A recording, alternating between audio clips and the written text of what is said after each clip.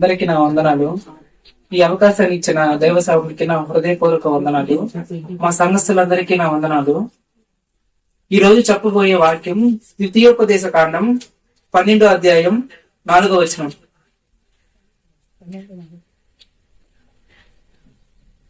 వారు తమ దేవతలకు చేసినట్టు మీరు మీ దేవుడైన యెహోవాని గూర్చి చేయకూడదు. ఓకే, క్రీస్తునందు ఈ ఆరాధనకి కూడుకున్న మీ అందరినీ తండ్రి అయిన దేవుని పేరట ఆహ్వానించుకుంటూ ఉన్నాను ఆరాధనకి. అలాగే తండ్రి అయిన దేవునికి కూడా స్తోత్రాలు, మీ అందరికి కూడా వందనాలు తెలియజేసుకుంటూ ఉన్నాను. దేవునికి మహిమ కలిగిన గాక. ప్రియులారా, ఈ రోజున మనం ఒక చక్కటి అంశాన్ని నేర్చుకోబోతున్నాము. అదేంటంటే ఈ యొక్క దినాలలో, ఈ రోజులలో క్రైస్తవుల యొక్క సంఘాలలో, క్రైస్తవుల యొక్క కూడుకుల్లో పదే పదే వినబడుతూ ఉన్న మాట ఏంటంటే 40 రోజులు ఉపవాస ప్రార్థనలు. మీ సంఘంలో పెట్టుకుంటున్నారా? పెట్టుకోవటం లేదా? మా సంఘంలో 40 దినాలు ఏం చేస్తున్నాం? మేము ఫాస్టింగ్ ఫేర్స్ అనేవి ఏర్పాటు చేస్తున్నాము. మీ సంఘంలో జరుగుతున్నాయా లేదా అనేది చాలా మంది అంటున్నారు. కానీ దాన్ని బట్టి నేను ఆలోచించి బైబిల్లో కొన్ని మాటల్ని మేము గమనించినప్పుడు, మనం చేసే ఉపవాసం అనేది ఎవరికి మెచ్చాలి, ఎవరు నచ్చాలి, ఎవరు ఇష్టపడాలి అనే ఆలోచన నేను చేశాను. ఇప్పుడు నేను చెప్తున్నటువంటి పాఠం ఏంటంటే దేవునికి ఇష్టమైన ఉపవాసము వేది. దేవునికి ఇష్టమైనటువంటి ఉపవాసం ఉందా? మనుషులు వాళ్ళ ఇష్ట ప్రకారం ఉండేటువంటి ఉపవాసాలు చేస్తున్నారు. బైబిల్లో కూడా భక్తులు చేశారు. కానీ ఆ ఉపవాసాల్ని దేవుడు మెచ్చాడా, నచ్చాడా, ఇష్టపడ్డాడా, లేదా చేయమని ఆజ్ఞాపించాడా, ఇలా ఉపవాసం ఉండమని చెప్పాడా అనేది బైబిల్లో ఇచ్చి దేవుని మాటలు మనం పరిశోధన దృక్పథంతో వాటిని పరిశీలన చేయాలి.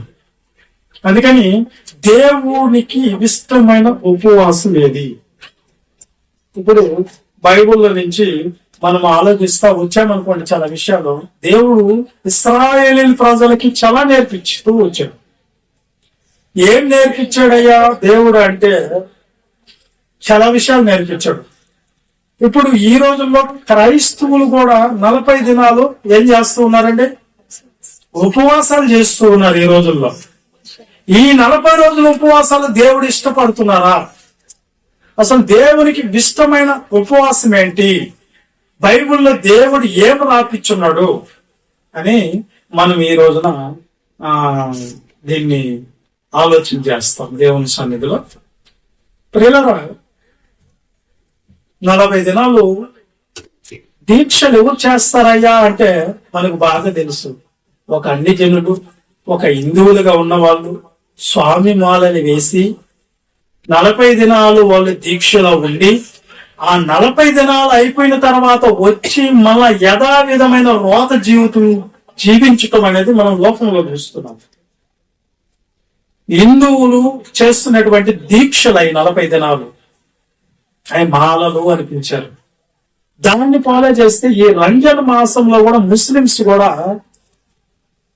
వాళ్ళు కూడా ఉపవాసాలు పాటిస్తూ ఉన్నారు.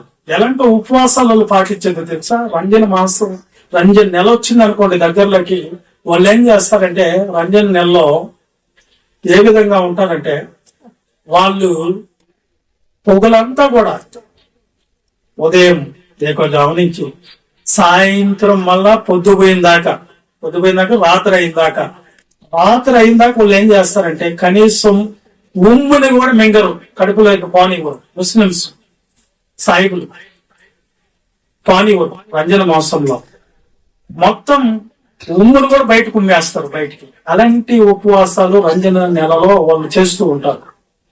రాత్రి చీకటి పడిన తర్వాత తినేస్తారు ఫుల్లుగా. కానీ పగులు మాత్రము ఉమ్మని ఎంగెల్ని కూడా మింగరు. వీళ్ళది ఒక ఉపవాసం. ఇప్పుడు మన క్రైస్తవుల్లో కూడా కొంతమంది భక్తులు ఏం చేశారంటే అన్ని జనులు ఎలాగైతే మాలలు వేస్తున్నారో ఈ ఈ మధ్య మనకు కూడా అన్ని జనులు ఎలాగైతే నల్ల బట్టలని కొంతమంది, కాషాయ రంగు కొంతమంది, ఎర్ర యూనిఫామ్ కొంతమంది వేస్తున్నారు. అలాగే మన పాస్టర్లు కూడా కొంతమంది ఏమైపోయారంటే యేసు మాల అని పెట్టుకొని యేసు మాల కూడా వేసుకుంటున్నారు. యేసు మాలని 40 దినాలు వేసి ఆ 40 దినాలు ఏం చేస్తున్నారు వీళ్ళంటే నీసి తినరు, నీసే దగ్గరికి రానిరు, పెళ్లిళ్ళు పేరెంట్లకు వారు, ఫంక్షన్లకు వెళ్ళరు, ఏ సినిమా డ్రామాలకి ఎక్కడికి వెళ్ళరు. స్త్రీలు అయితే పూలు పెట్టుకోరు, అలంకరించుకోరు, శుభ్రంగా ఉన్నారు. ఏంటంటే ఈ 40 దినాలు ఉపవాసం అని చెప్తున్నారు. అమ్మ మీ అమ్మాయికి ఒక అబ్బాయి పెళ్లి చూపులకు వచ్చారంటే ఇప్పుడు కాదు, ఈ 40 దినాలు అయిపోయిన తర్వాత ఏదైనా అని చెప్తున్నారు. ఇట్లా 40 దినాలు యేసు మాలనే ఒకరు పెట్టుకొని సిలువులు అనే మాలలు వేసుకొని ఎక్కడికి కన్యాకుమారికి వెళ్ళిపోయి ఆ వేదాంగంలో మాత చర్చి దగ్గరికి వెళ్ళి సముద్రం స్నానంలో వాటిని విడిచిపెట్టి మళ్ళా వచ్చి ఏం చేస్తున్నారు అంటే మళ్ళా యథావిధమైన జీవితాన్ని కొనసాగిస్తున్నారు. ఏదైతే అన్ని జనులు 40 దినాలు తాగుడు దాక్కుండా, లేకపోతే నీసి దాక్కుండా, లేకపోతే ఏ బూతు మాట మాట్లాడకుండా, ఏ ఆలోచన లేకుండా ఎలాగైతే 40 దినాలు ఉండి ఆ 40 దినాలు అయిపోయిన తర్వాత మళ్ళా వచ్చి లోకంలోకి వచ్చి మళ్ళా దానికంటే డబల్ తాగేసి డబల్ గా చెడిపోయి డబల్ బూతు మాట్లాడిపోయి వచ్చేసి ఏ విధంగా మారిపోతారో ఈ క్రైస్తవులు కూడా ఆ 40 దినాలు అబద్ధాలు మాట్లాడరు. 40 దినాలు అయిపోతే మళ్ళీ ఏమైనా ఎలా మారిపోతారు? ఈ 40 దినాలు మేము ఏ నీసు గాని ఏ మాట గాని మాట్లాడమండి. 40 దినాలు అయిపోయిన తర్వాత ఏం చేస్తాము? యథావిధమైన లోకానుసారమైన బతుకులోకి వెళ్ళిపోతారు.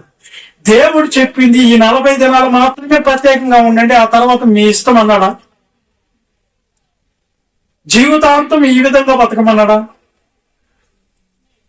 అందుకనే అన్ని జనులను చూసి నేర్చుకోవద్దని ద్వితీయోపదేశ కాండము బైబిల్లో నుండి 12వ అధ్యాయము 4వ వచనంలో ఆయన చెప్పగానే చెప్తున్నాడు మాట.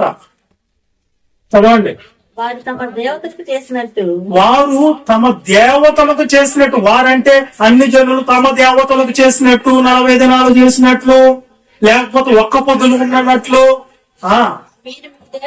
మీరు మీ దేవునికి అమ్మాయి నేను ఎక్కడ కట్టయింది ఆడ మీ దేవుడైన యెహోవాను గురించి చేయకూడదు, మీరు చేయకూడదు. ఏం చెప్తున్నాడు? వాళ్ళు చేస్తారని చెప్పి వాళ్ళు చూసి నువ్వు చేయకూడదు. అన్ని జనులు వాళ్ళు దేవతలకు చేస్తారు, కానీ నేనెవరిని? పరిశుద్ధుణ్ణి. నేనెవరిని? ఉన్నవాడిని. నేనెవరిని? మీకు తండ్రిని. నాకు వాళ్ళని చూసి వీళ్ళని చూసి నా మాట పక్కన పెట్టి వాళ్ళని అనుసరించి నువ్వు చేయకూడదు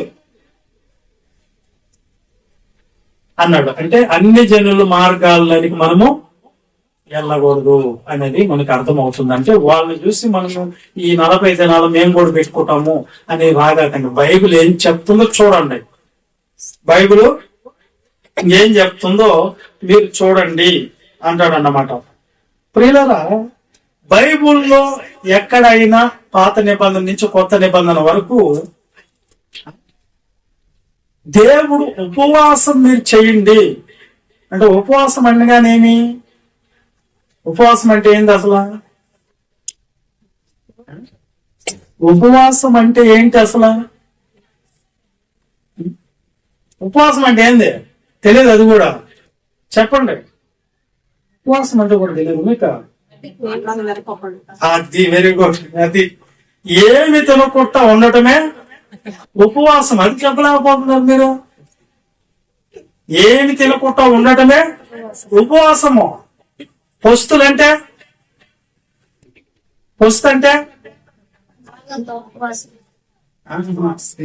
ఇప్పుడు ఉపవాసం అంటే అన్ని సమృద్ధిగా మన కళ్ళ ముందు కూడా మనం తినకపోవటాన్ని ఉపవాసం అంటాము.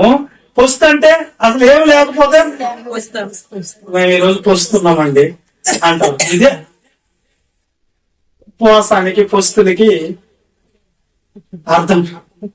కాబట్టి ఈ ఈ ఉపవాసం అనేది ఏం తినకోకుండా మీరు ఉండటమే ఉపవాసం అన్నప్పుడు ఈ ఉపవాసాలు అనేది ఎక్కడి నుంచి ప్రారంభించారు అసలు బైబిల్లో ఎవరు చేశారు? వాళ్ళు చేశారు కాబట్టి మేము కూడా చేస్తున్నామని ఎవరిని చూసి వీళ్ళు చేస్తున్నారు అంటే, ఒకసారి ఇక్కడ మాదియా పార్శ్విక రాజు అయినటువంటి ఏంటది ఒకసారి చదువుతాం ఆ రాజు పేరు. మాదియా పార్శ్విక రాజు అయినటువంటి ఆయన ఒకసారి ఎస్తేర్ గ్రంథంలోకి వెళ్దామండి. వీళ్ళకి ఏం జరుగుతుందంటే ఈ మాదియా పార్శ్విక రాజు యూదుల్ని చెరగా తీసుకుని వెళ్ళిపోతాడు. అంటే దేవుని పిల్లల్ని ఇశ్రాయేలు జనాంగాన్ని చెరపట్టి ఏం చేస్తున్నారు? చెరపట్టి తీసుకుని వెళ్తారన్నమాట. తీసుకుని వెళ్ళినప్పుడు వాళ్ళని ప్రత్యేకంగా ఒక దగ్గర పెట్టినప్పుడు ఒకసారి అక్కడ హామాను అనే ఒక వ్యక్తి ఉంటాడు రాజు దగ్గర. ఆ హామాను ఈ యూదులను చూస్తే కడుపు మంట. అర్థమవుతుంది మీకు? వినండి, కడుపు మంట. ఎందుకు దేవుని బిడ్డలను చూస్తే ఇతను కడుపు మంట? రాజు దగ్గర ఉండేటువంటి వ్యక్తి కంటే యూదులు అనేవాళ్ళు ఎలాంటి వాళ్ళు అంటే, దేవుని బిడ్డలు అనేవాళ్ళు ఎలాంటి వాళ్ళు అంటే, ఎవ్వరికి నమస్కారం చెయ్యరు దేవునికి తప్ప. వాళ్ళు ఇప్పుడు మనము ఒక రెడ్డింటికి వెళ్తే ఎలాగైతే వాళ్ళు నిష్టగా మనల్ని కుర్చీలో కూర్చోబెట్టి లేకపోతే పీట వేసి కూర్చోబెట్టి ఈ మర్యాదలు చేయరు వాళ్ళు వెళ్ళకాల. ఏది రెడ్లు వెళ్ళకపోయినప్పుడు ఎక్కడన్నా పోయినప్పుడు మనం ఇంకా మన దేశంలో నిష్టగా ఉండేది ఎవరు అంటే బ్రాహ్మణ్స్. వీళ్ళు వెళ్ళకపోండి, మనం నిలబడుకున్న చోట కూడా మనం వెళ్ళిపోయిన తర్వాత ఏం చేస్తారు? నీళ్లు పోసి చీపురు కట్టు శుభ్రంగా కడిగేస్తారు. ఎందుకని అంటే వాళ్ళకున్న నిష్ట అది. కానీ ఇలాంటి బ్రాహ్మణ్స్ యూదుల దగ్గర, ఇశ్రాయేలీయుల దగ్గర కోటికి కూడా జరిపారు. వాళ్ళు నిష్టి అంటే కనీసము ఎవ్వరికి, మనిషి అనే వాడికి ఎంత అధికారం అయిన వాడికైనా వంగి నమస్కారం పెట్టరు. దేవుని దగ్గర ఒక్క దగ్గర ఉంచుతారు తల.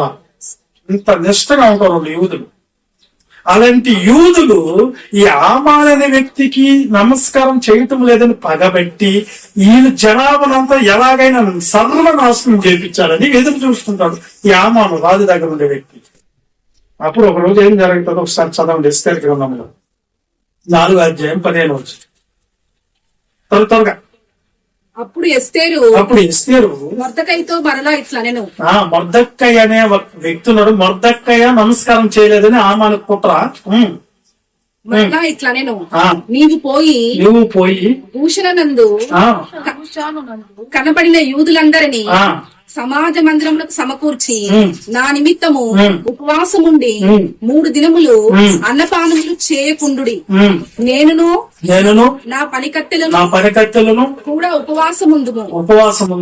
ప్రవేశించుట న్యాయ వ్యతిరేకమైనను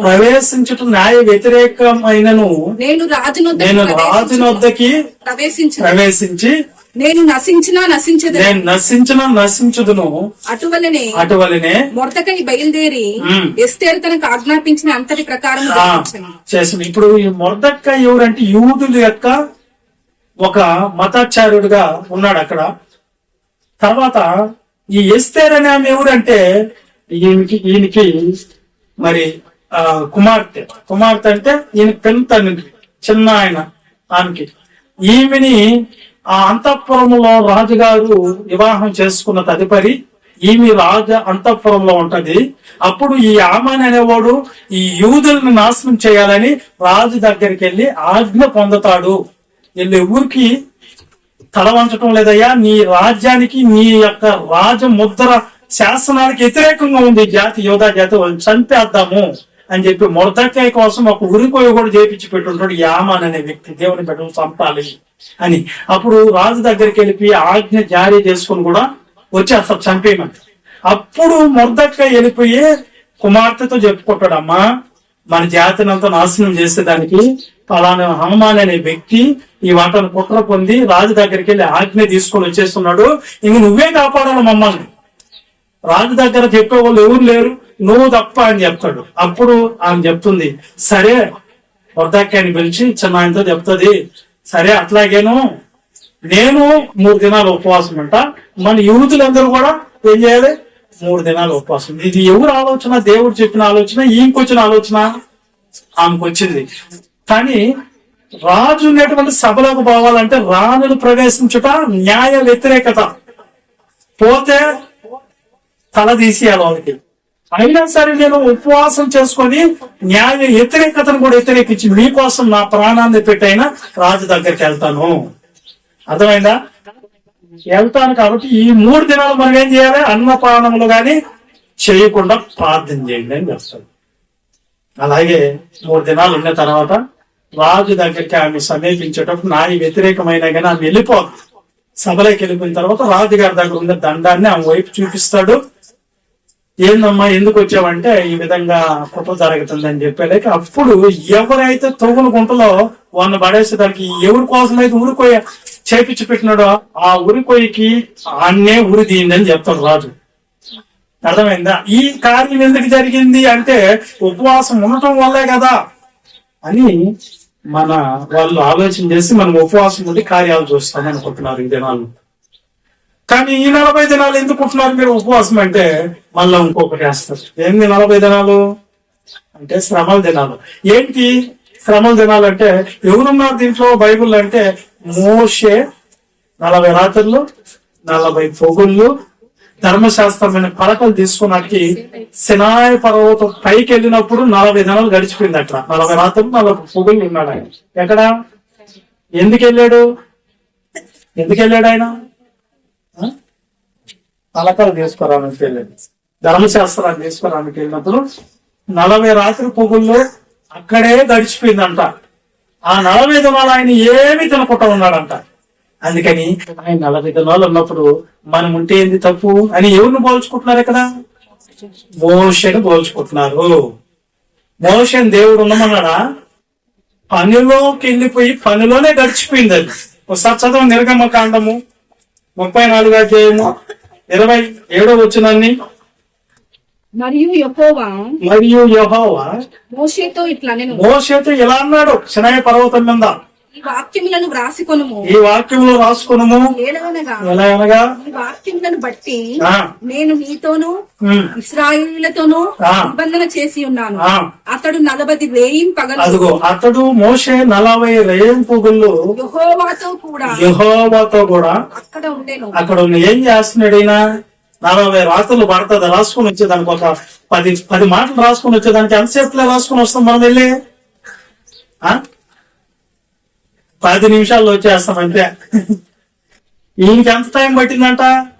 ఏం చేస్తున్నాడంట ఆయన అంటే హెబ్రీ పత్రిక 8వ అధ్యాయము 5వ వచనంలో చూద్దాం. మోషేకి దేవుడు ఏమేమి చూపిస్తున్నాడో, ఏమేమి చేయమంటున్నాడో ఎన్నో ఉన్నాయి దాంట్లో.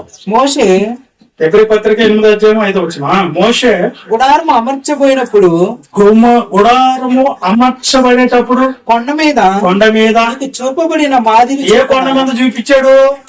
సినాయి పర్వతం మీద 40 రాత్రులు 40 పొగుళ్ళు. ఏం చూపిస్తున్నాడు మోషేకి? ప్రత్యక్ష గుడారం అనేది ఒకటి మీ ఇశ్రాయేలు ప్రజల మధ్యలో ఉన్న కట్టు. కొండ మీద నీకు చూపబడిన మాదిరి చొప్పున సమస్తము చేయుటకు అంటే ఏమేం చెప్తున్నాడు దేవుడు మోషేకి 40 రాత్రి పొగల్లో? ఇవన్నీ చూపిస్తున్నాడా?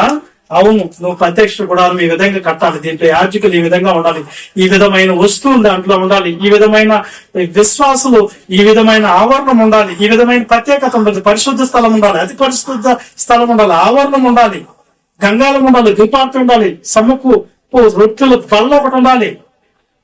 ఈ విధమైన ప్రత్యేకతలన్నీ మోషేకి ఏం చేస్తున్నట్టు 40 రాత్రి పొగుల్లో దేవుడు చూపిస్తా ఉన్నాడంట. ఇలా గడిచింది, పనిలో గడిచింది. ఆయన 40 రాత్రి పొగుళ్ళు ఉపవాసం కావాలని లేడు, పనులో ఉండిపోయాడు గనక ఆకలి దప్పికలు మానేసి దేవుడు మాటలు ఆలకిస్తూనే ఉండిపోయాడు. ఇది దాని అర్థం. మోషే ఉన్నాడు కాబట్టి నేను కూడా ఉన్నానంటే ఆయన ఎలా ఉన్నాడు అలా ఉండాలా. ఆయన ఏమన్నా తిన్నాడా? ఏమన్నా తాగాడా? మరి మోషే కాకపోతే మాకు ఇంకొక ఉందా? వేరాడు. యేసుక్రీస్తు ప్రభు ఏం చేశాడు 40 రాత్రుల్లో? మరి ఆయన ఎందుకున్నాడు? ఆయన ఉన్నప్పుడు మేము కూడా ఉండాలి కదా. మరి ఆయన సిలువ వేసుకున్నాడు, నువ్వు కూడా వేసుకుంటావు ఏంటి? అందుకని ఆలోచించాలి. నిన్ను చేయమన్నాడా? వాళ్ళు చేశారు, పనిలో ఉంటే గడిచింది ఆ కాలం. యేసుక్రీస్తు ఎందుకు చేశాడు? లోకాసు వార్త 4:2 లోకా చదువు. అపవాది చేత 4 శోధింపబడుచుండును. అపవాది చేత శోధింపబడుచుండును యేసుక్రీస్తు ప్రభు. ఆ దినములలో ఆయన ఏమీ తినలేదు. ఎవరైనా ఏమి తినలేదా? ఏమి తాగలేదా? ఎవరైనా? యేసుక్రీస్తు ప్రభు 40 దినాలు ఉన్నప్పుడు చదువు పూర్తిగా చదువు, ఫస్ట్ నుంచి అపవాది చేత శోధింపబడుచుండును. ఆ దినములలో ఆయన ఏమీ తినలేదు. ఎవరైనా? మరి 40 దినాలు ఉపవాసం ఉన్నప్పుడు యేసుక్రీస్తు ప్రభు ఏమి తినలేదు. మన క్రైస్తవులు 40 దినాలు ఉపవాసం ఉంటే ఏమి తింటారు? ఏమేమి ఉపవాసం ఉంటున్నారు మన క్రైస్తవులు? చెప్పండి. వాళ్ళు గ్లాస్ పాలు తాగేస్తున్నారు, బిస్కెట్ తింటున్నారు, టీ కూడా తాగుతారా? టీ తాగుతున్నారు, 2 అట్టి పండ్లు తింటారు. నేను అన్నం ఒకటి తినరు, ఎన్ని తింటున్నారు అన్నమాట. యేసుక్రీస్తు ఎలా చేశాడు? ఏమి తినలా. నువ్వేం చేస్తున్నావు?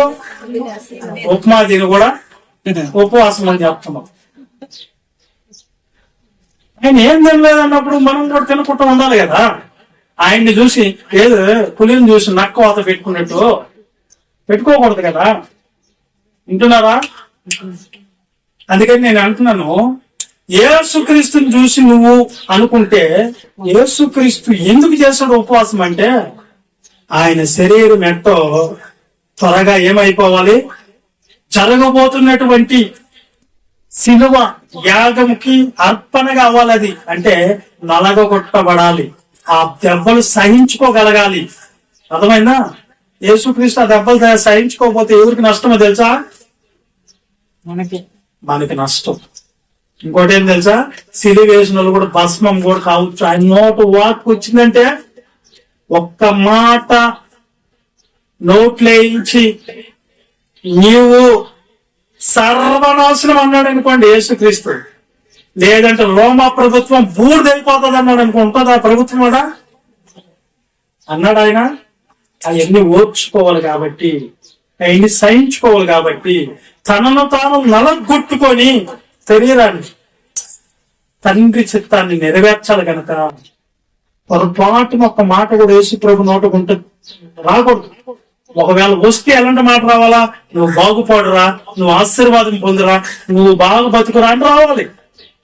నాశనం అనేస్తే భూమి కూడా నశించిపోద్ది. ఎందుకంటే ఈ ప్రపంచాలే ఎవరు వల్ల నిర్మించబడ్డాయి? యేసుక్రీస్తు ప్రభు వల్ల నిర్మించబడ్డాయి. ప్రపంచములో వాక్యం వల్ల నిర్మించబడ్డాయి. ఆ వాక్యం నీకు రివర్స్ అయిపోయి భూమి బ్లాస్ట్ అయిపోతుంది అన్నాడు అనుకోండి, ఏమైపోవాలి? అది భూమి అల్ల కొల్లలం అయిపోద్ది. ఆయన నోటుకుంటాలన్నమాట. ఇప్పుడు ఒక దాసుడు వచ్చి ఒక దశాధిపతి శతాధిపతి వచ్చి, అయ్యా నా దాసుడు జ్వరంతో బాధపడుతున్నాడు, నువ్వు వచ్చి బాగా చేసి బాగుంటాను, జ్వరంతో బాధపడుతున్నాడు, బాగా అయిపోయింది పో అన్నాడు. ఏమైపోయింది? వాడికి అయిపోయింది.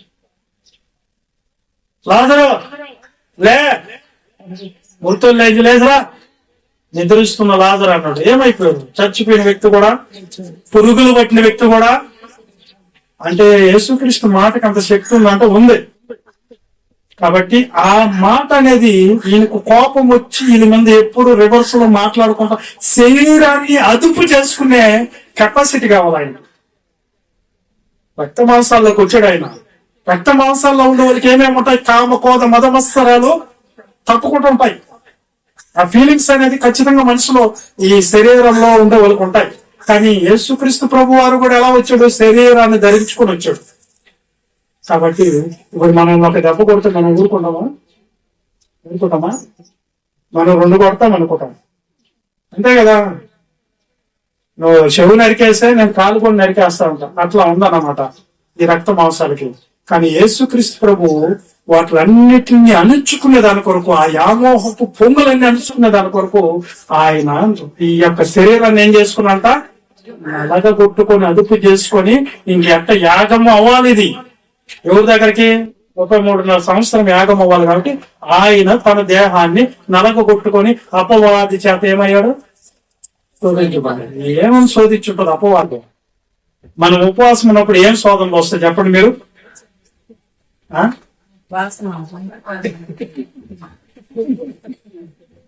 ఉపవాసం ఉందనుకోండి, ఆ రోజు నేను ఉపవాసం ఉంటాను, ఈ రోజు నేను అని అనుకోండి. మీరు ఇంటికి పోయి ఆ రోజు మన ఇంట్లోకి ఏమేమి వస్తాయో చూస్తారు. మీరు వండుకోకపోయినా సరే ఆ రోజు మా ఇంట్లో మేము రొయ్యలు బిర్యానీ చేసామా, మీకు కూడా పెట్టాం, తినండి వస్తాయి అదండి. అప్పుడు చూడలేక స్వాదన ఎట్లుంటది. ఈ రోజు వద్దుల ఉపవాసం, రేపటి నుంచి ఉందామంటే రేపు చూడండి పంచ పరిమాణాలు వస్తాయి. లేదా మనకు ఏం రాలేదనుకోండి, ఆ రోజు పక్క ఇంట్లో ఏంటి గుమ్మగుమ్మలు గమగమ్మలు వాసన కంపల్సరీ. అసలు ఉండలేము నువ్వు ఉపవాసం అనేది వస్తాయి. ఏందయ్యి? వాసనలో. అప్పుడు మనకేం కలిగినట్టా? శోధన. మంచి లడ్లు తీసుకుని వచ్చి పెట్టారు మన కళ్ళ ముందు. మనం ఉపవాసం ఉండేటేనా ఆ రోజు? అసలు మనకి ఇష్టమైన ఉపవాసం ఉంటే అది అన్నమాట మన ఉపవాసం. కానీ యేసుక్రీస్తు కూడా శోధన. ఈ రాళ్ళని ఎందుకు నువ్వు చేస్తావు ఆకలితో? ఈ రాళ్ళని రొట్లకి చేసుకుని తిన అన్నదంట అపవాది. నీకు కూడా అదే చెప్తాడు. ఉపవాసం ముందు నువ్వు పోయి నీకు కూడా ఏం చెప్తాడంటే, నీకు ఎందుకు వచ్చిన కర్మ? అసలు నీకు ఎవడు అడిగాడు ఉపవాసం ఉండమని? నువ్వు ఎందుకు అట్లా చచ్చిపోతున్నావు ఉపవాసాలు ఉండే అని అనుకుంటారు లేదా? ఒక కోతి ఉపవాసం ఉందంట. ఇది ఎగ్జాంపుల్, నీకు అర్థమైంది అనుకుంటా. ఒక కోతి ఉపవాసం ఉందాం అనుకుందంట. సాపేసుకుని ఇల్లంతా శుభ్రంగా ఊడ్చుకొని సాపేసుకొని జపం చేసుకుందామని చెప్పి స్టార్ట్ చేసింది. ఏం చేసింది? స్టార్ట్ చేసింది. ఏం స్టార్ట్ చేసింది? ఉపవాసం స్టార్ట్ చేసింది. ఉపవాసం స్టార్ట్ చేస్తే ఎలాగేనండి త్వరగా ముగించుకుందాం. ఉపవాసం అనేది స్టార్ట్ చేస్తే ఏం జరిగిందంటే, ఈ రోజు నేను ఉపవాసం ఉంటున్నా అనుకొని చేతుల పైకి పెట్టి జపం చేసుకునేదానికి సిద్ధపడగలం. అప్పుడు దానికి ఒక ఆలోచన వచ్చిందంట శోధన. ఏమని? అయ్యా నువ్వు ఉపవాసం ఉండి సాయంత్రం అయ్యాక ఏమైపోద్ది నీకు? శరీరమా డల్ అయిపోద్ది. నువ్వు కనీసం బజార్కి వెళ్ళి అరటి పండ్లన్నా తెచ్చుకోగలుగుతా అన్నారంట. అప్పుడు ఇదే ఒరే నిజమే కదా, ఉపవాసం నాకు నీరసం వచ్చినప్పుడు ఎట్లా నడిచిపోయేది నేను నీరసంగా ఎండలో వాడు ఎందుకు వచ్చిన బాధని ముందుగా నువ్వు ఏం చేసింది? బజార్కి వెళ్ళిపోయి ఒక డజన్ అరటి పండ్లు తెచ్చుకుని అరమాలో పెట్టుకుంది. మళ్ళా చేతుల పైకి ఎత్తింది. మళ్ళీ ఒక ఆలోచన ఎత్తున్నాడు శోధన. ఏమంటే నువ్వు ఉపవాసం ఉన్నప్పుడు ఏ నుంచి లేలేవేమో, అరమాలకు కూడా పోయి మోసుకుని వచ్చే శక్తి కూడా నీకు ఉండదేమో, అందుకని దగ్గర తెచ్చిపెట్టుకో అని ఆలోచన వచ్చిందంట. ఎక్కడి దగ్గర? ఎక్కడైతే ఉపవాసం చేసి ప్రార్థన చేసి అక్కడికి సరే తెచ్చుకుందంట. తెచ్చుకొని అదానం పెడుతుంది. మళ్ళా ప్రార్థన చేసుకుంటాడు. మళ్ళీ ఇంకొక ఆలోచన వచ్చిందంట. ఎందుకు కోతిని పోల్చి చెప్తున్నామంటే, యేసుక్రీస్తు కూడా ముత్యాలు పందిల దగ్గర కుక్కల దగ్గర పోయి వాళ్ళకి పరిశుద్ధమంది అన్నారంటే దీన్ని కూడా ఇది అర్థం చేసుకోవాలి మీరు. అయితే మళ్ళీ ప్రార్థన చేస్తా ఉంటే కళ్ళ ముందు అట్టుపండ్లు మళ్ళీ ఒక ఆలోచన వచ్చింది. నువ్వు ఉపవాసం ఉన్న తర్వాత కనీసం సీపర్ పుల్లన్నా మోయగలతా, అలాంటిది అట్టుపండు తొక్కు తీయలేకపోతే ఇప్పుడు ఏం చేయాలి? నువ్వు తొక్క ముందుగా తీసి గిన్నెలో వేసుకో. మళ్ళా గిన్నెలో వేసుకుంది. మళ్ళీ ఏమనిపించింది? మళ్ళీ ప్రార్థన చేస్తా ఉన్నాన్నమాట. కోతి చేస్తా ఉన్నప్పుడు మళ్ళీ ఏమనిపించింది అంటే కోతులంటి స్వభావం కలిగిన మనసు ఉన్న వాళ్ళని గురించి అప్పుడు ఏమనిపించిందంటే, నువ్వు ఉపవాసం ఉన్న తర్వాత కనీసము నాలుకన్నా బయటికి లేస్తుందా, నోరన్నా పైకి లేస్తుందా, అదేది ఇప్పుడే తినేసి ఉపవాసం ఉండు అన్నదంట. ఏం చేసింది దీని ఉపవాసము? చేసింది. ఏమైంది? శోధన. అలాగే శోధనలో మన వాళ్ళు పడిపోతా ఉన్నారు. అందుకని ఉపవాసం అంటే ఏం తినకుండా ఉండటం అన్నప్పుడు యేసుక్రీస్తు ఏమి తినలా ఏం తాగల. మన క్రైస్తవులు కూడా 40 దినాలు ఏం తినకూడదు. మోసే కూడా ఏం తినలేదు ఏం తాగలేదు. కానీ మన వాళ్ళు అన్ని తాగుతారు, అన్ని తింటారు. కానీ ఏం చెప్తారు? మళ్ళా 40 దినాల ఉపవాసం ఈ రోజు. ఆ 40 దినాలు అయిపోయిన తర్వాత వాళ్ళ పరిస్థితి చూడండి. ఏమక్క ఇంట్లో నుంచి బయటికి రావటం లేదు అన్నాను అనుకోండి ఒక అక్కనే నేను, అక్క అయ్యా ఈ నెలకి తినదు ఏం మాట్లాడుకుంటా, బైబిలే చదువుకోవాలా ప్రార్థనే చేసుకోవాలన్నది. అదే మంచిదే కదా అనుకున్నా. 40 దినాలు అయిపోయిన తర్వాత ఒకరోజు ఆబోతులాగా అరుస్తా ఉంది ఒక అక్కని బూతు మాటలన్నీ. అక్క ఆగక్క, ఏందక్క నువ్వు బైబిల్ చదువుకుంటావు అంటే, అవి అప్పుడు నాయన 40 దినాలు 7 దినాలు అయిపోలేదా, ఇది తెలీదా? ఇప్పుడు ఎట్టయినా ఉండొచ్చు. ఇదే భక్తి, దేవుడు మెచ్చుకునేదే. అందుకని చెప్తున్నాడు, నువ్వు ఉపవాసం ఉంటే 40 దినాలు ఏం తినుకుంటా ఉండో దమ్ము ఉంటే. ఉపమా తిని ఉపవాసం ఉండి ఒక పాస్టర్ గారు ఒక సంఘానికి వాక్యం చెప్పినట్టుకు పోతే, ఉపవాస ప్రార్థనలు అన్నయ్య మీరు రండి ఆ సంఘం వాక్యం చెప్పండి అని పోయారంట. ఆ సంఘం మందిరం వెనకాల ఒక రూమ్ ఉందంట. ఈయన పాపం కొంచెం నేను మొహం కడుక్కుంటున్నాయా వాక్యం చెప్పేదానికి కొంచెం ముందని చెప్పేసి ఈయన అంట వెనక్కపోతే గెలాలు తగిలించున్నారంట. ఆ రూమ్ లో బిందెలు పాలు పెట్టున్నారంట. అరటిపండ్లు, పాలు, వరలు, పాయాసం అన్నీ ఉన్నాయంట. ఏందయ్యా ఉపవాస ప్రార్థన అని చెప్పేసి ఇవన్నీ ఏడున్నాయంటే, పాస్టర్ గారు అన్నం తినకూడదు అదే ఉపవాసం, ఇవన్నీ తినొచ్చు. ఎవరు చెప్పారు? మా పాస్టర్ చెప్పారు. ఈ దొంగ ఉపవాసాలు ఎందుకండి? చేస్తే కరెక్ట్ గా చేయండి. యేసుక్రీస్తుని పోల్చుకుంటే ఆయన నేను చేయమన్నాడా ఉపవాసం? ఇశ్రాయేలు ఉపవాసం క్రైస్తవులకి కావాలన్నాడా? యేసుక్రీస్తు ఏమన్నా శాసించాడా మీరు ఉపవాసాలు చేయండి అని? అయినా కానీ మీరు ఉపవాసం ఎవరి కోసం చేయాలి? ఎందుకు చేయాలి అసలు? ఉపవాసాలు చేస్తే ఆ ఇశ్రాయేలుని దేవుడు ఏమన్నా ఒప్పుకున్నాడా? ఒప్పుకున్నాడా? రైట్ మీరు చేసింది కరెక్ట్ అన్నాడా? వాళ్ళ ఉపవాసాల గురించి ఒకరోజు చూసి దేవుడు ఏమని చెప్పాడు చూడండి ఒకసారి. జకర్యా గ్రంథం 7వ అధ్యాయం 5వ వచనంలో ఇశ్రాయేలీయుల గురించి వాళ్ళ ఉపవాసాలు చేశారు, అబ్బా శబాస్రా భలే చేశారు ఉపవాసాలు అని అన్నాడా దేవుడు? ఒకసారి చూడండి త్వరగా. జకర్యా గ్రంథం 7వ అధ్యాయం ఫాస్ట్ దియాల 7 5వ వచనం. దేశపు జనులందరికీ యాజకులకును ఈ మాట తెలియజేయవలను. ఈ జరిగిన 70 సంవత్సరములు ఏటేటా అంటే సంవత్సరానికి ఒక్కొక్కసారి 5వ నెలను 7వ నెలను మీరు ఉపవాసం ఉండి దుఃఖము సలుపుతూ వచ్చినప్పుడు నా యందు భయభక్తులు కలిగే ఉపవాసం ఉన్నారా? మరియు మీరు ఆహారం పుచ్చుకున్నప్పుడు స్వప్రయోజనం కొరకే కదా మీరు పుచ్చుకున్నారు. మీరు ఉపవాసం ఉన్నా కానీ స్వప్రయోజనం కోసమే కదా మీరు ఉన్నారు. దానివల్ల నాకేంటి ఆదాయం అన్నాడు దేవుడు. మీరు ఉపవాసం ఉండడం ద్వారా నాకేంటి ప్రయోజనం అన్నాడు దేవుడు. మీరు ఎందుకు ఉపవాసాలు ఉంటున్నారు అంటే మీ స్వప్రయోజనాల కోసం.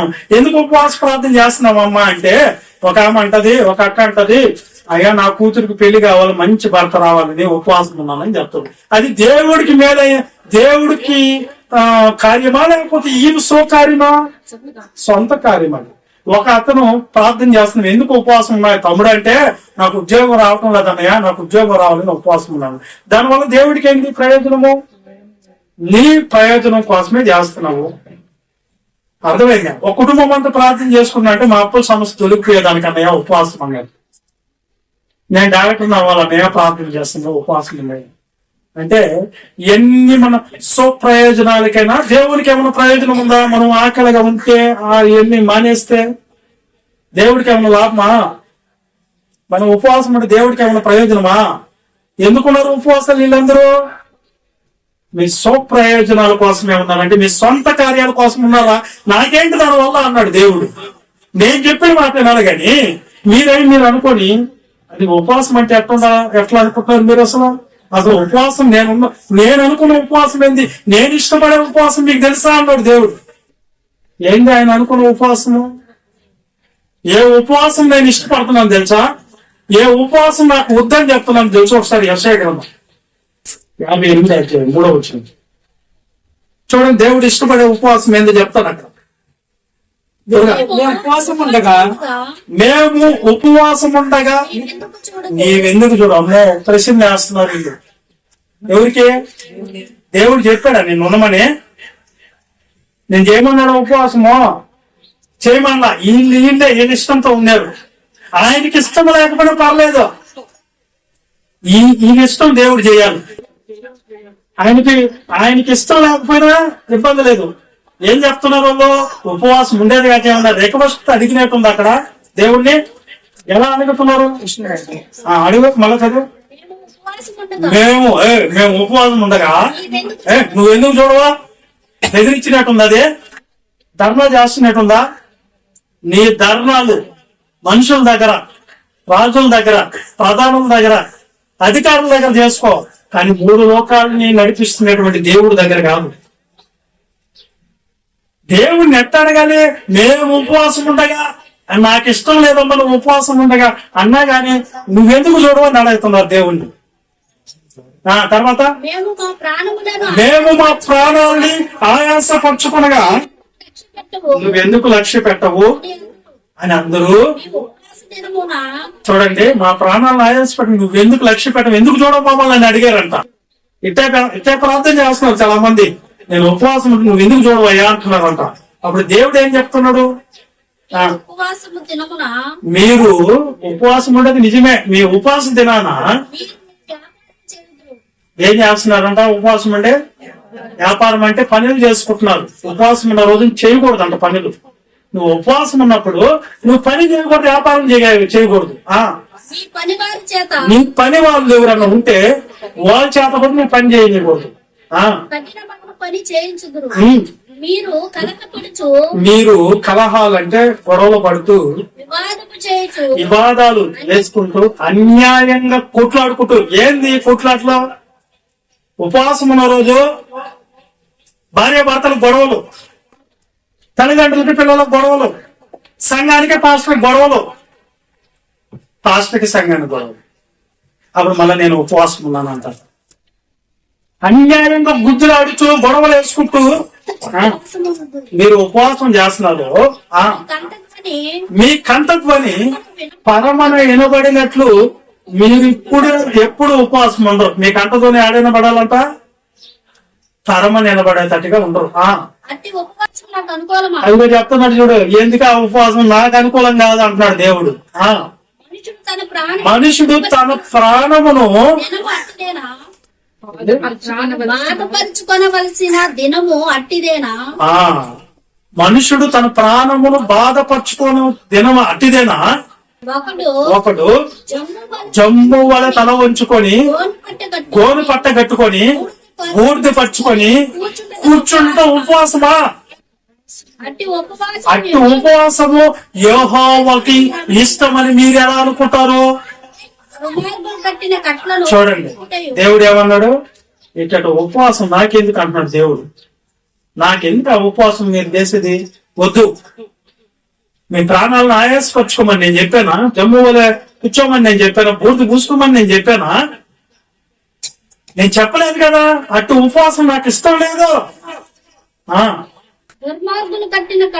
ఏది నాకు ఇష్టమైన ఉపవాసం అంటే, దుర్మార్గులు కట్టిన కట్టెలను ఏం చేయాలంట? ఇప్పాలి. పాపమనే కాడిగా మన మోకులతో బంధించబడిన వాళ్ళని బంధకాల నుంచి విడిపించాలి. బాధింపబడిన వారిని విడిపించాలి. ప్రతి కాడి పాపపు కాడిని విరగొట్టాలి. ఇది నేను ఏర్పరచుకుని ఈ పని చేయండి స్వాములారంటే మీరేం చేస్తున్నారు? 4 గోళ్ల మధ్యలో కూర్చొని నేను ఈ రోజు అన్నం మానేసి నేను తినకుండా కూర్చున్నాను నువ్వు అంటున్నావు. అది నాకు ఇష్టమైన ఉపవాసం కాదు. ఏమంటున్నాడు? నాకు ఇష్టమైన అనుకూలమైన ఉపవాసం కాదు. నాకు ఇష్టమైన ఉపవాసం ఏందో తెలుసా? అనేక మంది సాతాన కట్లతో బంధింపబడి ఉన్నారు, బానిసలుగా అయిపోన్నారు. దేవుని బిడ్డలు నిజమైన దేవుని తెలుసుకోలేక రక్షణ ఎవరు దొరుకుతో తెలియకుండా ఉన్నారు. వాళ్ళ పాపపు కట్లు తెగాలి, వాళ్ళ బంధకాలు విడిపించబడాలి. మోస్తున్న పాపపు భారమైనటువంటి కాడి ఇరిగిపోవాలి. ఈ పని మీరు చేస్తే అప్పుడు నాకేం జరిగినట్టు? ఇష్టమైన ఉపవాసం. ఇది కాదు ఉపవాసం. పని జరగాలి. ఏం పని ఇది? ఏం పని జరగాలి? దేవుని పని జరగాలి. పనిలో ఉండే ఉపవాసం గడిచిపోవాలి. యేసు క్రీస్తు ప్రభు ఏమన్నాడు తెలుసా? ఆయన ఎలా చేశాడు ఉపవాసం తెలుసా? ఉపవాసం ఉన్నాను, ఎలాంటి ఉపవాసం ఉన్నాడు తెలుసా? ఆయన మనం ఉపవాసం చేస్తే ఎలా ఉన్నామో తెలుసా? ఒకసారి ఒకవేళ నువ్వు ఉపవాసమే చెయ్యాలనుకుంటే యేసు ప్రభు ఏం చెప్పాడు? మత్తయి సువార్త 6:16 వచనం. ఒకవేళ నువ్వు ఉపవాసం ఉండాలనుకో, ఎలాంటి ఉపవాసం ఉండమంటున్నాడు చూడు. మీరు ఉపవాసము చేయనప్పుడు వేషధారుల వలె. చూడనమ్మా, మీరు ఉపవాసం ఎప్పుడన్నా ఉండాలనుకుంటే ఒకవేళ ఎలా ఉండాలంటే ఏసిని ఇవ్వకండి. రైట్ రైట్, త్వరగా. దుఃఖముఖులై ఉండకుడి. ఏదే దుఃఖముఖులై ఏడు చూడాలి అందరూ. దుఃఖమొహలై ఉండకూడదు. తాము ఉపవాసము చేయుచున్నట్టు మనుషులకు కనబడవలనని, మనుషులకు సన్నబడవాలనని వారు తమ ముఖములను వికారం చేసుకుంటున్నారు. వారు తమ ఫలము పొంది. అది చూడండి, మీరు ఒకవేళ ఉపవాసం ఉండాలంటే రహస్యమందు చూచుచున్న నీ తండ్రికి మాత్రమే కనబడాలి గాని ప్రకటించుకోకూడదు. నువ్వు నేను ఉపవాసం ఉన్నాను ఇది నాన్న. ఏమక్క ఈరోజు డల్గా ఉన్నామంటే ఏం చెప్తారు? మీకు తెలియదా పాస్టర్ గారు, నేను 3 రోజుల నుంచే ఉపవాస ప్రార్థన చెప్పి వాళ్ళకి కనబడాలనే. కానీ నువ్వు రహస్యంగా ఎలా ప్రార్థన చేయాలంటే ఉపవాసం ఉన్నప్పుడు అంటే మీ తల చక్కగా దూకోవాలి, మొహం గడుపుకోవాలి. అసలు బయట వాళ్ళకే తెలియకూడదు, ఎవరికి తెలియకూడదు. అంటే మన సంఘాల్లో ఉండే సేవకులు గాని అందరు గాని ఉపవాస ప్రార్థనలు రాండి మా సంఘంలో అని చెప్పేస్తున్నారు. దేవుడు ఏడ మెచ్చుకుంటా? రహస్యంగా ఏడగలుగుతుంది నీ ఉపవాసం రహస్యంగా ఉండాలి. ఎవరికి నరమాత్రుడు కూడా తెలియకూడదు అన్నాడు. దేవుడికి తప్ప నువ్వు ఉపవాసం ఉండేదే దేవుడికి ఒకటిగా తెలియాలి. కానీ ఎలాంటి ఉపవాసం? ఈ ఉపవాసం కంటే కూడా దేవుడు ఇష్టపడిన ఉపవాసం ఏంటంటే దేవుని పని చేయండి అంటున్నాడు. ఇప్పుడు పాపులు కట్లు దిగాలంటే ఏం చేయాలి? మనము ఆత్మ రక్షించబడాలంటే ఏం చేయాలి? ప్రకటించబడి సువార్త ప్రకటిస్తున్నాం. మీరు వెళ్ళి ఇంటికి తిరిగేది అది కాదు. ఎక్కువ సువార్త సభలు అనేది మీ ద్వారా మీ కష్టాజీతంతో ఏర్పాటు కావాలి. నేను చెప్తే అందరూ ప్రార్థన చేసుకుంటాం, సభలు పెట్టుకుందాం, అందరూ సహకరించి దేవుని యొక్క కార్యం జరిగేదానికి మన ఛాయ శక్తుల ఈ యొక్క సువార్త ప్రార్థనల ద్వారా కొన్ని ఆత్మలు రక్షించబడతాయని దేవుడి మెచ్చే పండగ ఏందో మనం విన్నాం కదా. ఒకసారి ఒక పాపు రక్షించబడటమే దేవుడికి అని అన్నాం కదా. ఇప్పుడు దేవుడికి ఇప్పుడు ఏం కావాలంటే కొంతమంది మీద సాతాన కట్లు ఉన్నాయి. కాడి మోపేస్తున్నాడు, భారమైన కాడి. ఆ కాడిని మనం ఏం చేయాలంటే జరగొట్టాలంటే మనం ఏం ప్రకటించాలంటే దేవుని వాక్యం ప్రకటించాలి. దేవుని వాక్యం ఒక్కటే వాళ్ళని రక్షించగలదు, వాళ్ళ కట్లు తెంపగలదు. ఎందుకు? దేవుని వాక్యం ఎలాంటిది? ఎటువంటి ఖడ్గము కంటే కూడా వాడిగలుంది, 2 అంచెలు కలిగిన ఖడ్గం అది వాక్యం. వాడి కట్లు ఏ కట్లైనా సరే దేవుని సన్నిధికి వస్తే తెగిపోవాలంటే ఇది జరగాలంటే ఏం చేయాలా? వాక్యం అనేది వెళ్ళాలా. ఈ కార్యం మనం చేయాలా, ఈ కార్యం చేసేదానికి సిద్ధపడాలా. నేను చేయలేని సువార్త అన్నప్పుడు నువ్వు ఆదుకోవాలా, చేసే వాళ్ళని ఆదుకోవాలి, ముందుకు నడిపించాలి. అన్నా మేము చెప్తే మా బంధువులు ఎందరు కదా, మా ఇంట్లో ప్రార్థన పెడతాము, నువ్వు వచ్చి వాక్యం చెప్పు అని ఏర్పాటు చేసుకోవాలి.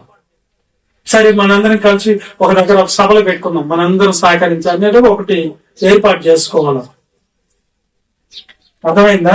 నువ్వు చెప్పలేవు, చెప్పేవాళ్ళు తీసుకొని వచ్చి చెప్పించే పని చేయాలి. సంఘం ఇవ్వాలి, సంఘంతో కూడా సేవకులు తీసుకునేది అనేది ఇక్కడ మనకు అర్థమవుతుంది. యేసుక్రీస్తు చూడండి ఒకసారి ఎలాగ చేస్తాడో. యోహాను సువార్త 4:32 ముగించుకుందాం, టైం అవుతుంది.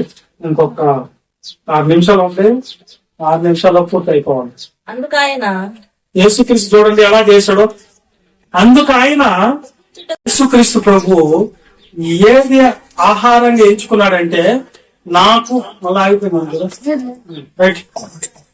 ఏది నాకు ఉపవాసం అంటే దేవుని పని, ఆయన చిత్తం అనేది చేయటము, ఆయన పని తుద ముట్టించటమే ఏంటంట నాకు ఉపవాసం. నా కడుపు నిండేది అది. ఆ పని కోసమే పుట్టాను, ఆ పని కోసమే వచ్చాను. తండ్రికి ఇష్టమైన ఉపవాసం చేయాలంటే దేవుని పని జరగాలి. ఏం జరగాలి? వాక్యం వెళ్ళాలి. మనుషులు దోషాలు, పాపపు భారాలు భరిస్తున్నారు. ఇది జరిగితే నువ్వు ఈ ఉపవాసం కాదు, కడుపు మార్చుకునే ఉపవాసంగా దేవుడు కావాల్సింది. ఆయనకి ఇష్టమైన ఉపవాసం ఏంటంటే దేవుని వాక్యం ప్రకటించి, సువార్తను ప్రకటించి అనేక మందిని దేవునిలోకి తీసుకురావటమే నువ్వు ఆయనకి చేస్తున్న ఇష్టమైన ఉపవాసం. ఆ పని చేయి నువ్వు ముందు. ఈ పనులు వదిలే. దేవుడికి ప్రయోజనం అది, స్వప్రయోజనాల కోసం కాదు. ఆ పని చేయి అంటున్నాడు. ఏ పని? నా నీతిని, నా రాజ్యాన్ని మొదటి వెతుకో, నీకు కావాల్సినవయ్యో నేను చూసుకుంటా, నా పని చేయను వాళ్ళు. ఇది నేను ఏర్పాటు చేసుకున్న ఉపవాసం. ఒకవేళ ఉపవాసం అనేది ఎలా గడిచిపోవాలయా మన జీవితంలో అంటే, పౌలు గారు చూడండి ఏ విధంగా గడిచిపోయింది ఆయన ఉపవాసం. కావాలని ఉన్నాడా? పనిలో ఉండి ఉపవాసం అయిపోయిందా? సరే, 2 కొరింథీ లాస్ట్ మాట ముగించుకున్నాం. 11:23 వారు క్రీస్తు 2 కొరింథీ 11:23. వారు క్రీస్తు పరిచారకుల వెర్రివాని వలె మాట్లాడుచున్నాను. నేనును మరి ఎక్కువగా క్రీస్తు పరిచారకును, ఎక్కువ పరిచయం చేసిన నేను, మరి విశేషంగా దేవుని పని కోసం ప్రయాసపడ్డాను. మరి అనేక ప్రయాసం ఏందని చెప్తున్నాడు అక్కడ. అనేక పర్యాయములు చెరసాలలో ఉంటుంది, చెరసాలలో వేశారు నన్ను దేవుని పని చేయకుండా. అపవాది అపరిమితంగా దెబ్బలు కొట్టారు నన్ను దేవుని పని చేస్తుంటే. అనేక మార్లు ప్రాణాపాయాల మధ్యలో కూడా చిక్కుకోబోయాను నేను దేవుని పనిలో. యూదుల చేత 5 మార్లు, ఒక్కటి తక్కువ 40 దెబ్బలు తిన్నాను. ముమ్మారు కర్రలతో కొట్టబడ్డారు. నేను కొట్టారు నన్ను దేవుని పని చేయబాకరాని శ్రమలో. ఒకసారి రాళ్లతో కొట్టారు నన్ను. ముమ్మారు ఓడ పగిలి ముమ్మారు సముద్రంలో ఓడ పగిలి, పడవ పగిలి శ్రమ పడాడంట. ఒక రాత్రి పగలు సముద్రంలోనే ఉండిపోయాడంట. అనేక పర్యాయం ప్రయాణములలోను నదుల వలనైనా ఆపదల్లోను దొంగల వలనైన ఆపదల్లోను నా స్వజనుల ఆపదల్లోను. బాగా చదవండి. ఆపదల్లోను, అరణ్యముల ఆపదల్లోను, సముద్రములో ఆపదల్లోను, కపట సహోదరుల వలన ఆపదల్లోను ఉంటిని. ప్రయాసముతో, కష్టాలతో, తరుసగా జాగారములు అంటే ఏంటి? నిద్రలేని రాత్రులు. ఏంటంట?